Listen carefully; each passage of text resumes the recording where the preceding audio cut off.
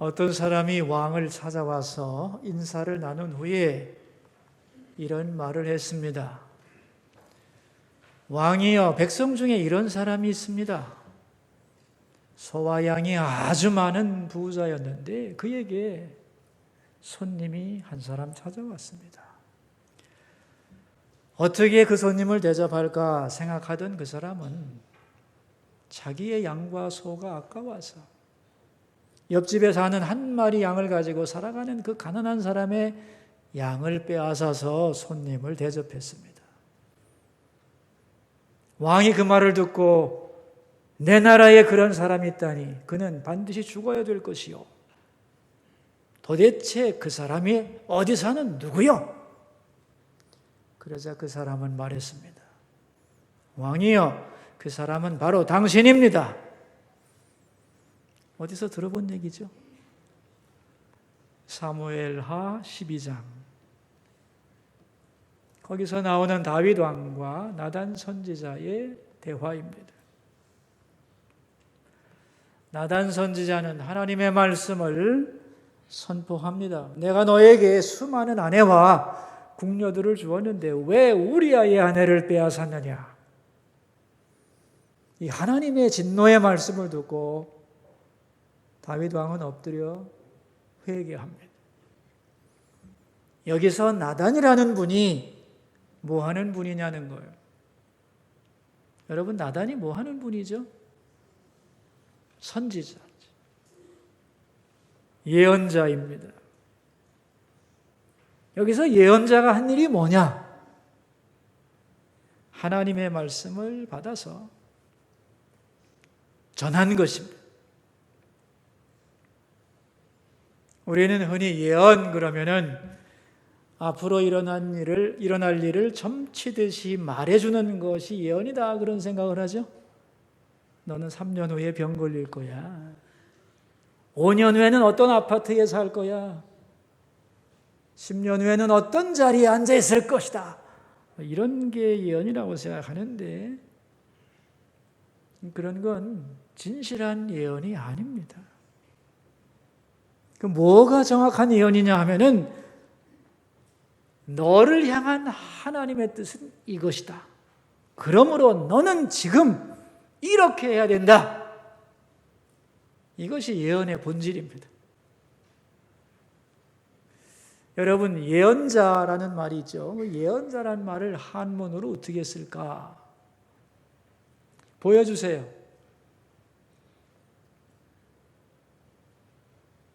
여러분, 예언자란 두 단어가 나오죠? 앞에 있는 이 예언자 할 때 그 예자는 미리 예자입니다. 예비고사 예습할 때 그 미리 예자예요. 그래서 이 미리 예자를 쓰면 예언자 할 때 이게 무슨 소리냐면은 앞으로 될 일을 미리 알고 말하는 자. 그게 앞에 단어의 뜻이에요. 뒤에 나오는 예자는 맡길 예자입니다. 예금할 때 돈을 맡긴다 그러잖아요. 맡길 예자예요. 이 예언자는 뭐냐면은 하나님의 말씀을 맡아서 전하는 사람이란 뜻이에요. 자, 그럼 이제 질문하겠습니다. 성경에 나오는 예언자는 앞에 거예요, 뒤에 거예요? 앞에 거예요, 뒤에 거예요? 뒤에 거예요. 제가 왜 이런 질문을 하는가 하면은 예언자는 본래적으로 뭐 하는 사람이냐는 거예요.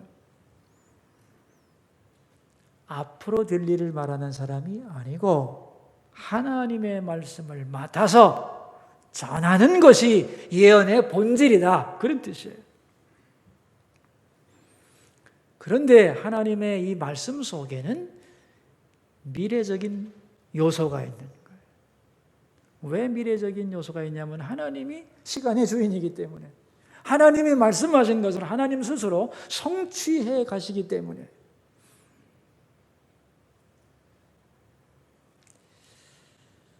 말씀대로 살면 복을 받을 것이다 그랬어요.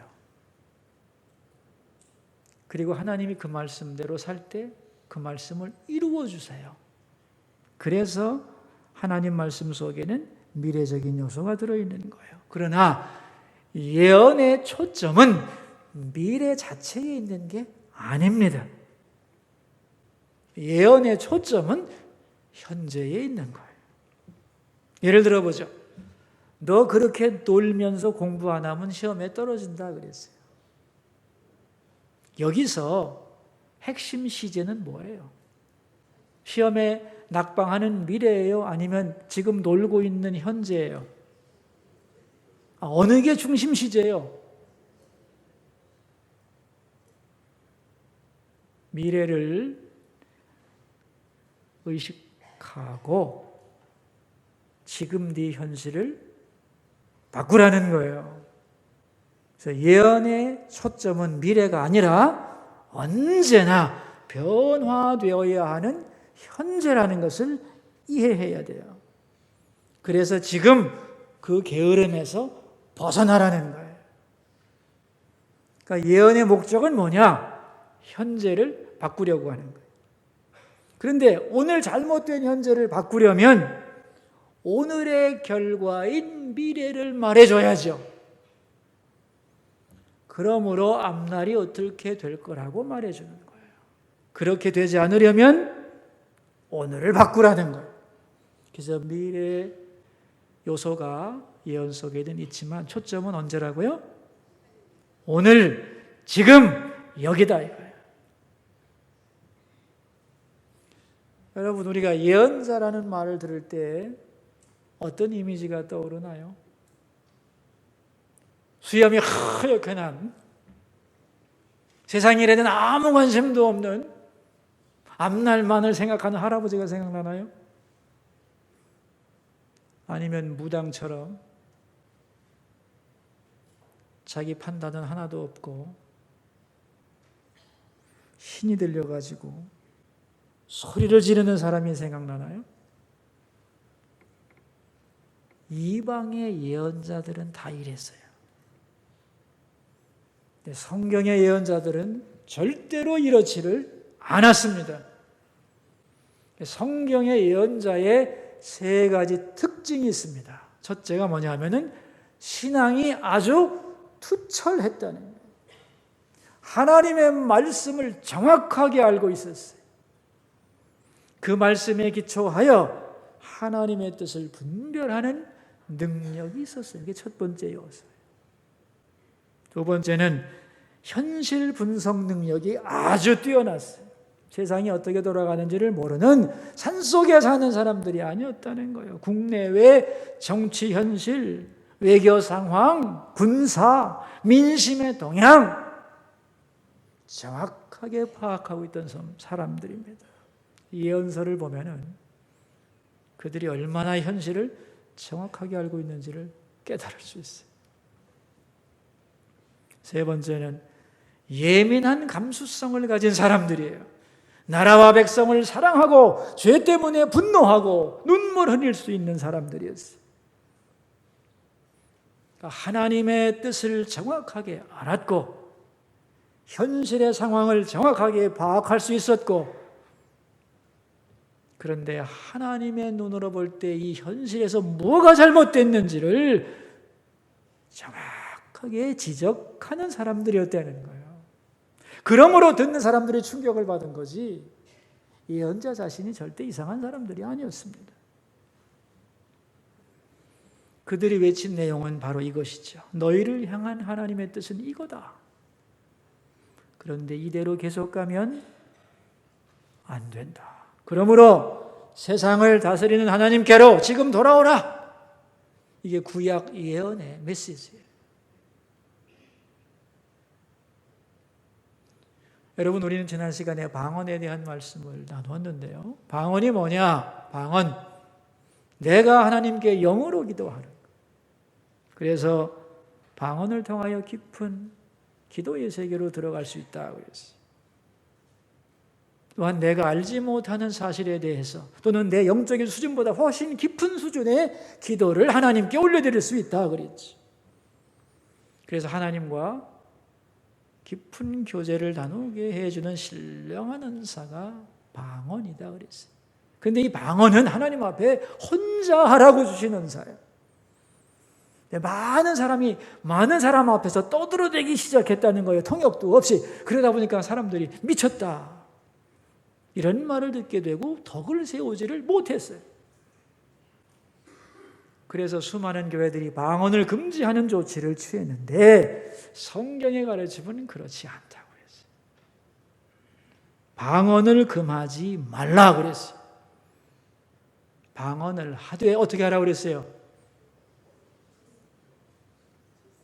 어떻게 하라고 그랬어요? 방언을 품위 있게 하고 질서 있게 하라고 그랬어요. 이게 방언에 대한 하나님의 가르침이에요. 기억나시나요? 오늘은 예언에 대한 말씀을 나누고 싶어요. 만약에 지난 시간에 방언에 대한 말씀을 듣지 못한 분들은 유튜브나 인터넷 방송을 통하여 다시 들을 수 있기를 바라요. 제 이름 치고 설교 제목 치면 다 나오니까. 지난주에 방언 은사와 오늘 다룰 예언 은사는 예언 은사 중에서 가장 복잡하고 논란이 많은 은사들입니다. 이 두 가지 은사에 대해서 그러므로 바르게 이해하면 다른 모든 성령의 은사에 대해서 헷갈릴 이유가 하나도 없어요. 그래서 정리하는 기회가 될 수 있기를 바랍니다. 오늘은 예언에 대한 말씀인데 여러분 예언 은사가 참 좋은 은사입니다. 이게 좋은 은사니까 하나님이 주셨을 거 아니겠어요. 그런데 많은 사람들은 예언 그러면 벌써 겁을 먹어요. 그리고 성경의 예언서를 좋아하지 않아요. 왜냐하면 잘 읽어도 이해가 안 돼. 그리고 너무 찌르는 게 많고 공격적이어서 무서워. 이 예언에 대하여 이렇게 거부감이 많은 분들에게 있습니다. 그 예언을 싫어하는 이유를 살펴보면 이유가 있어요. 예언의 강도 때문에 그래요. 예언에는 강도가 여럿이 있어요. 예언의 강도에 따라서 예언을 세 종류로 나눕니다. 첫 번째 예언이 뭐냐면 부드러운 예언이 있어요. 무슨 예언? 부드러운 1단계 예언이 있어요.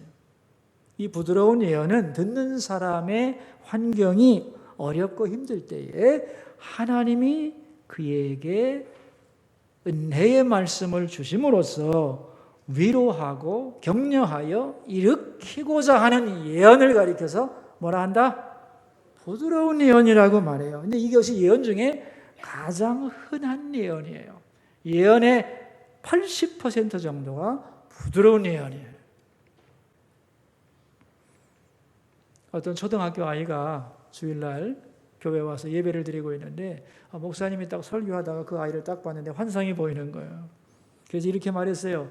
너 지난 화요일날 저녁에 네 방에 들어가서 혼자 울었지. 그리고 이렇게 기도했지. 하나님 저를 사랑하시나요? 왜 저에게 아무 말씀도 없으신가요? 그랬지.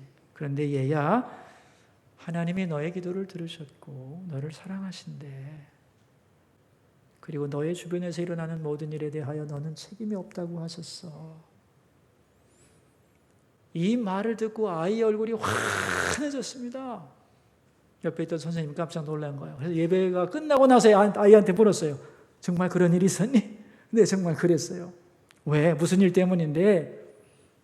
아빠와 엄마가 매일 싸우면서 이혼한다고 하세요. 저는 죽고 싶었어요. 너 때문이니? 아니요. 이제 저는 그렇게 생각하지 않아요. 그렇지만 아까 목사님이 말씀하시기 전까지는 저 때문이라고 생각했어요. 이런 게 예언이에요.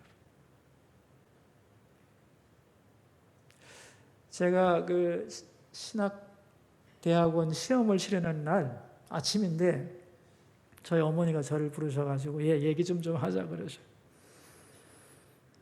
그래서 웬일인가 했더니만 너 오늘 시험을 아주 잘 칠 것 같다 그러는 거예요. 그래서 제가 어떻게 아세요? 그랬어요. 어젯밤에 내가 너를 위해 기도하는데 네가 상복을 입었더구나. 굵은 베옷, 굵은까지 다 쓰고 상주가 돼서 옷을 입고 있는데 손에 커다란 축하의 화분을 들고 들어오는 환상을 보았어 그러시는 거예요. 그 순간 어머니가 놀랬대요. 아니 제가 상복을 입었으면 내가 죽은 건가?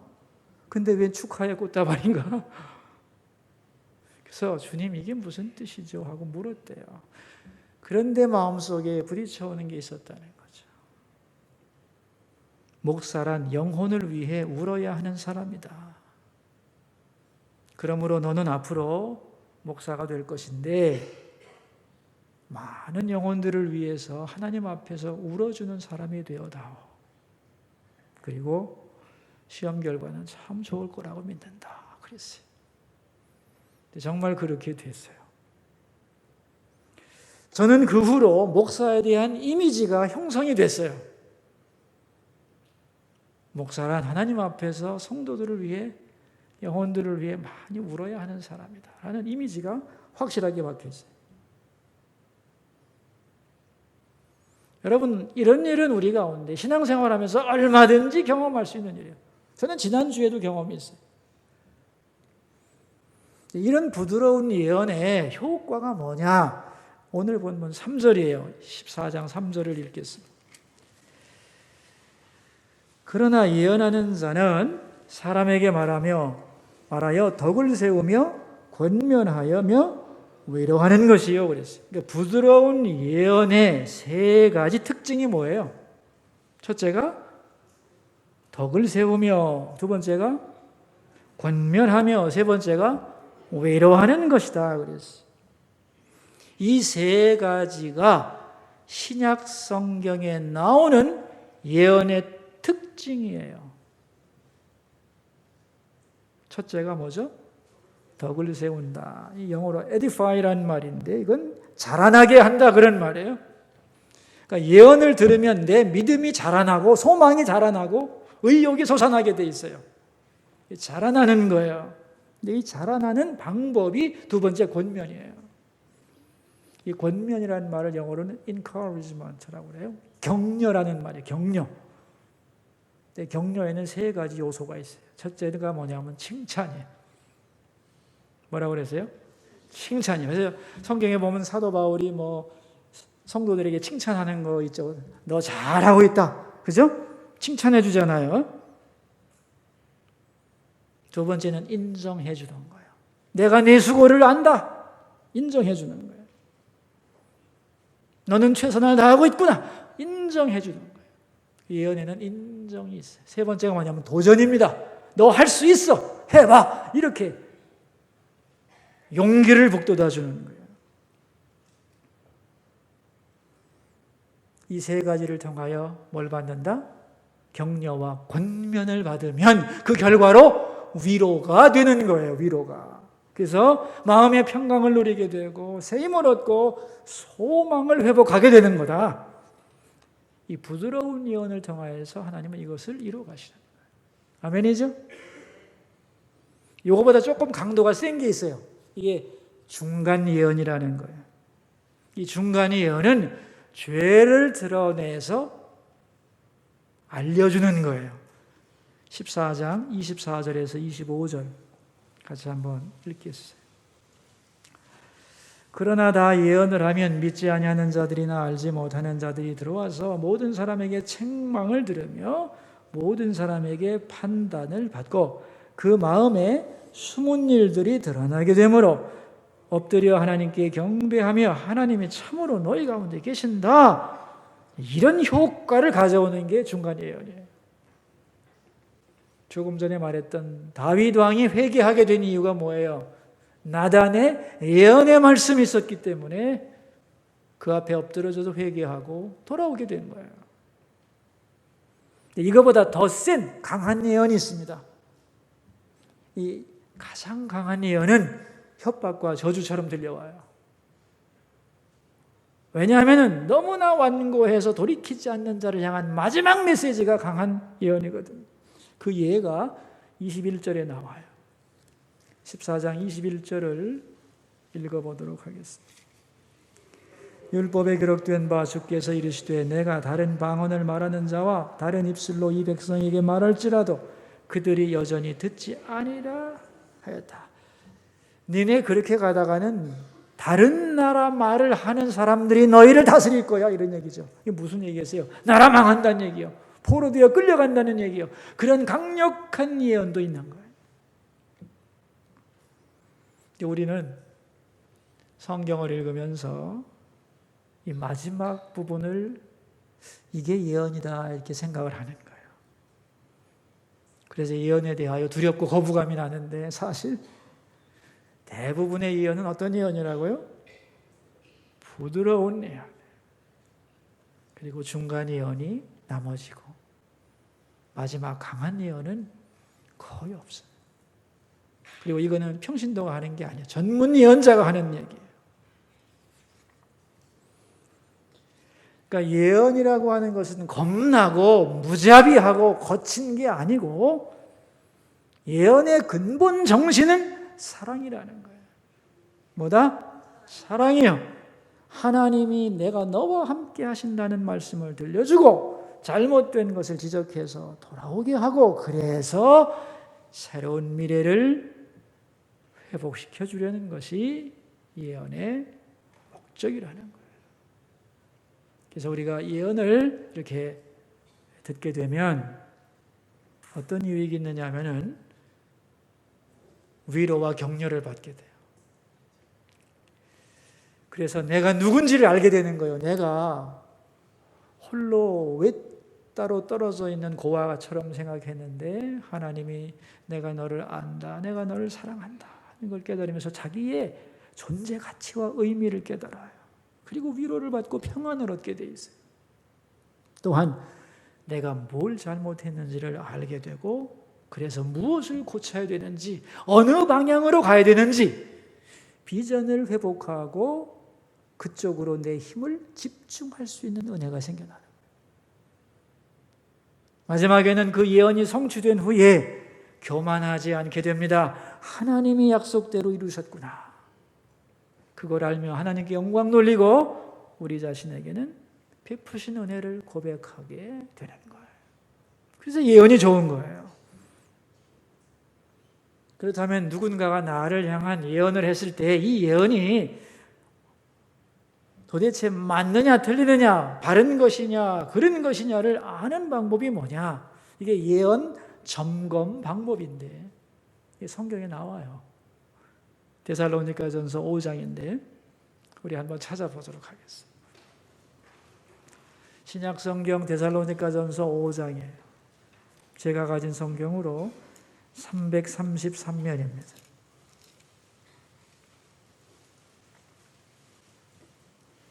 데살로니가전서 5장 19절에서 22절.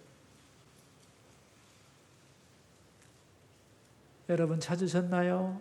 자, 한번 읽습니다. 성령을 소멸하지 말며 예언을 멸시하지 말고 범사에 헤아려 좋은 것을 취하고 악은 어떤 모양이라도 버리라. 네 가지예요. 첫째는 성령을 소멸하지 마라. 그러니까 나에게 어떤 예언의 감동이 나타날 때 꿈이나 환상이 보이고 뭔가가 이렇게 사인이 왔을 때 에이 이게 뭐지 별거 아닌데 잊어버리자 이렇게 무시하거나 그 감동을 소멸시키지 말아라 그런 얘기예요. 두 번째는 20절 예언을 멸시하지 마라 그랬어요. 누가 나에게 예언을 해주면 그까짓 거 필요 없어요 관둬요 이러지 말고 거절하거나 무시하지 말고 일단 들어보라는 거예요. 세 번째 범사에 헤아려 좋은 것을 취하고 그 다음에는 들으면서 헤아려 보라 그랬어요. 이건 뭐냐면 정밀 테스트를 해보라는 거예요. 헬라어로 도키마시아. 정밀 테스트를 해라. 이 말이 진짜 맞는지 아닌지 내 상황에 맞는 건지 성경 말씀에 근거하고 맞는 건지를 제대로 분별을 해보라. 그래서 좋다면 오케이 억셉트하고 그러나 22절 아니라면 악은 어떤 모양이라도 버려 그랬어요. 틀린 것 같으면 아무리 나에게 그럴듯한 말이라도 깨끗하게 포기해버려라. 왜? 잘못된 연애에 끌려다니면 안 되니까. 그게 기준이에요. 저는 이제 성도님들과 이렇게 얘기를 하면서 많은 분들이 나한테는 무슨 예언의 은사가 없지 이렇게 생각하는 분들이 굉장히 많아요. 아마 여러분들도 되게 그럴 거예요. 나하고 예언하고 무슨 상관이 있어 그럴 거예요. 근데 아니에요 여러분. 상당히 많은 분들에게 예언의 영이 임해 있어요. 예언의 영이 어떻게 오는가 하면은 꿈이나 환상으로부터 시작해요. 또 성경을 읽으면서 어떤 장면이 보인다거나 내적인 음성을 듣거나 이러면서 이제 예언이 열리는 건데 그러므로 여러분이 기도하다가 환상을 보았다거나 의미 있는 꿈을 꾸었다거나 어떤 사람을 위해 기도하는데 강력한 이미지가 형성된다거나 또는 예배 중에 어떤 내적인 음성을 들었다거나 어떤 사람을 만났는데 하나님께서 이렇게 말씀하시는 것 같다는 강한 마음의 감동 같은 것을 느껴본 적이 있다면 예언의 영이 여러분에게 이미 임해 있는 거예요. 근데 예언의 영이 임해서 우리에게 감동을 줘도 예언의 은사로 발전하지 않는 경우가 대부분이에요. 왜냐하면 오늘 본문처럼 무시하기 때문에 그래요.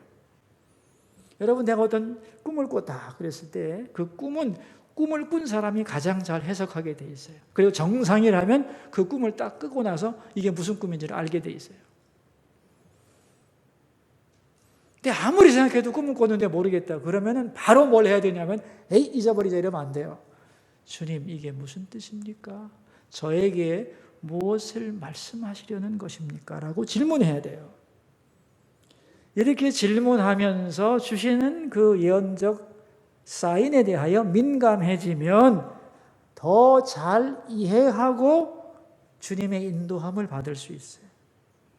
그러니까 하나님은 우리에게 다양한 방법으로 오늘도 말씀하세요.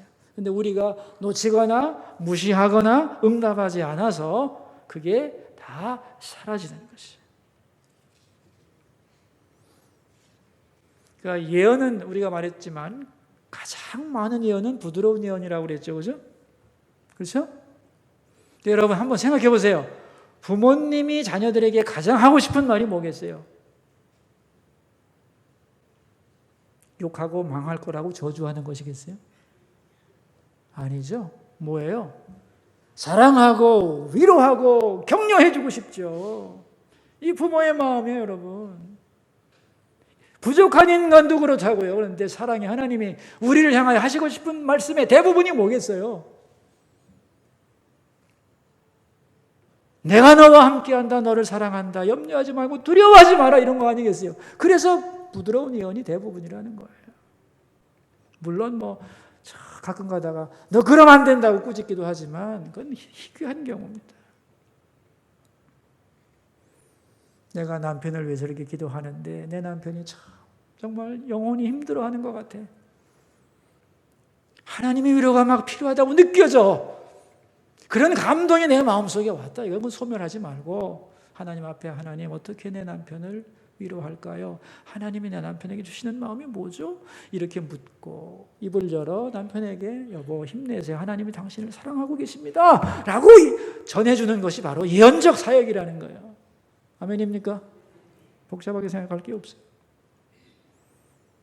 우리는 말이죠. 예언자적 사명을 감당하고 그러면 그냥 쓴소리를 내뱉어가지고 그렇게 생각하는데 이건 구약의 경우에는 예언자들이 그랬어요. 특별한 소수에게 그런 게 임했어요. 그러나 신약의 예언은 그렇지가 않아요. 부드러운 예언입니다. 21세기에 교회 안에서 가장 활발하게 일어나는 사역이 뭐냐면 예언 사역이에요. 근데 앞으로는 이 예언 사역이 더 활발하게 일어날 겁니다. 왜냐하면 이 시대가 희망을 잃었거든요. 목표와 방향이 없습니다, 여러분. 그리고 너무나 깜깜하고 어둡고 고독한 시대가 됐어요. 자, 이 시대를 돌파할 하나님의 말씀이 필요한 거예요. 그래서 많은 사람에게 위로와 격려가 필요해요. 좌절하고 방향을 잃은 사람들에게 다시 소생하여 돌아오게 하는 역사를 위해서 무슨 은사가 필요하겠어요? 예언의 역사가 일어나야 돼요. 근데 많은 사람들이 이건 특별한 사람이 하는 거라고 다 나자빠져 있는데 그렇지 않습니다. 우리가 성령을 받아서 하나님의 자녀가 되었으면 영적인 것을 분별하는 능력이 우리에게 와 있다는 뜻이에요. 그리고 하나님은 오늘도 우리에게 말씀하십니다. 아멘이죠? 나는 들을 수 있다 없다?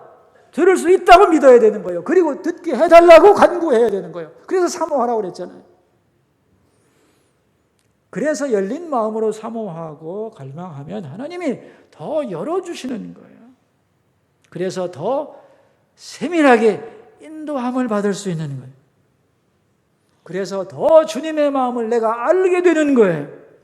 나를 향한 주님의 마음을, 저 사람을 향한 주님의 마음을, 우리를 향한 주님의 마음을 알게 되는 거예요. 그리고 그것을 나누는 것이. 저는 여러분이 여러분의 가족들에게, 이웃들에게, 또 믿음의 형제자매들에게 하나님의 마음을 전하는 통로가 되기를 바라요. 하나님이 그걸 원하시는 거예요. 여러분, 이 시대는 물이 없어 목마르고 양식이 없어 배고픈 시대가 아닙니다. 살아있는 하나님의 말씀이 부족해서 목마른 시대고, 저 영혼이 진짜로 하나님의 음성을 들어야 소생하는데 그 음성을 못 들어서 죽어가는 거지. 이럴 때 하나님이 필요로 하는 사람이 누구냐는 거야.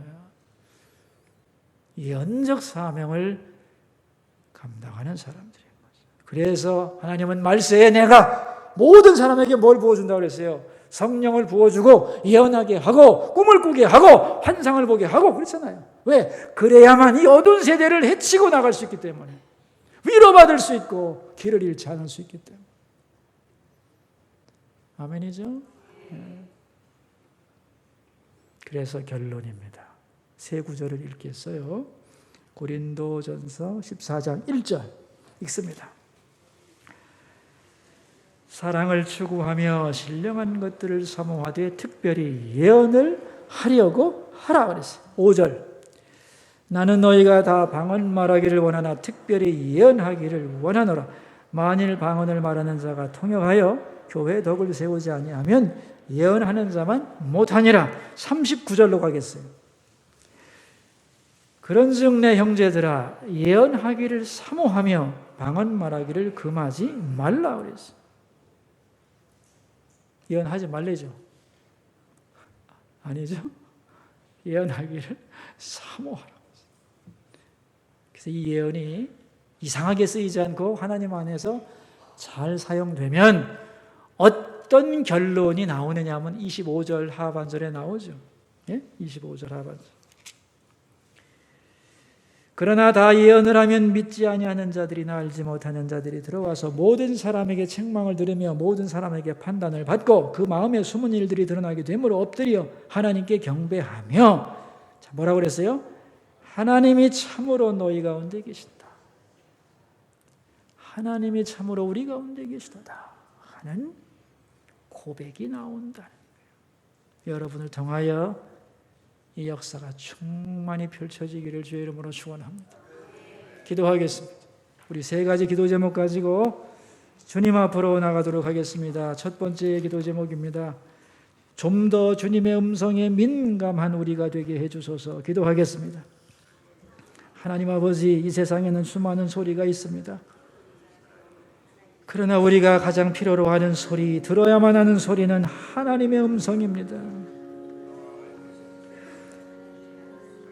하나님의 음성을 듣지 못해서 낙심하여 울부짖는 영혼이 너무 많고 죽어가는 영혼이 너무 많습니다. 아버지, 아버지, 우리로 먼저 주의 음성을 듣게 하시고 그 음성에 민감한 자가 되게 해주옵소서. 다양한 방법으로 우리에게 말씀하시는 하나님의 그 말씀 앞에 마음을 열고 사모하며 들으려고 애쓰고 또 들은 것을 전하는 예언적 사역을 감당하는 우리 모두가 되기를 소망합니다. 두 번째 기도 제목입니다. 예언을 사모하는 마음을 주소서. 기도하겠습니다. 하나님, 우리에게는 들을 수 있는 영적인 감각이 있습니다. 하나님의 자녀들이기 때문입니다. 그러므로 주여 우리로 하여금 예언적 사명을 감당하게 하시고 이것을 위해서 우리가 더욱 사모하게 하소서. 성령을 소멸하지 않으며 예언을 멸시하지 않으며 범사에 헤아려 좋은 것을 취하며 악은 모든 모양이라도 버릴 수 있도록 하여 주옵소서. 그러한 분별력을 주시고 좋은 은사, 잘못 사용하는 어리석은 자들이 되지 않도록 축복하여 주옵소서. 세 번째는 수서교회 가을 사역과 우리나라를 위해서 그리고 한국 교회를 위해서 함께 기도합니다. 아버지, 수서교회 가을 사역이 많이 열리고 있습니다. 훈련학교, 동산들, 구역의 모임들, 그 사역 하나하나마다 우리 하나님이 주관하시고 주님의 임재가 있고 다스림이 있고 빚어가시는 역사가 있는 축복된 사역들이 다 되게 하옵소서. 참여한 모두가 하나님 앞에서 새로워지는 귀한 시간 되게 하시고 감당하는 모든 주의 종들에게 새 은혜를 부어주소서. 우리나라 갈 길을 인도해 주시고 외교, 안보, 경제, 정치, 사회 상처나지 않는 부분이 없습니다. 아버지 불쌍히 여겨주시고 지도자들에게 양심과 정직함을 주시고 대통령에게 용기와 지혜 주시고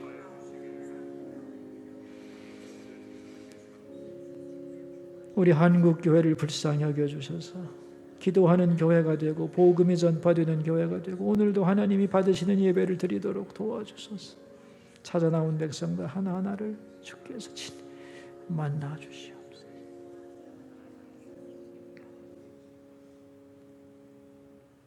살아계셔서 우리에게 말씀하시는 하나님, 이 시대에 하나님의 음성이 너무나도 절실합니다. 원하옵나니 우리가 영적인 사람이 되어 하나님 마음을 이해하게 하시고 그 음성을 듣는 자들이 되게 해주시고 그리고 그것을 전하면서 하나님의 격려와 위로와 사랑을 이 땅에 펼쳐가게 하소서.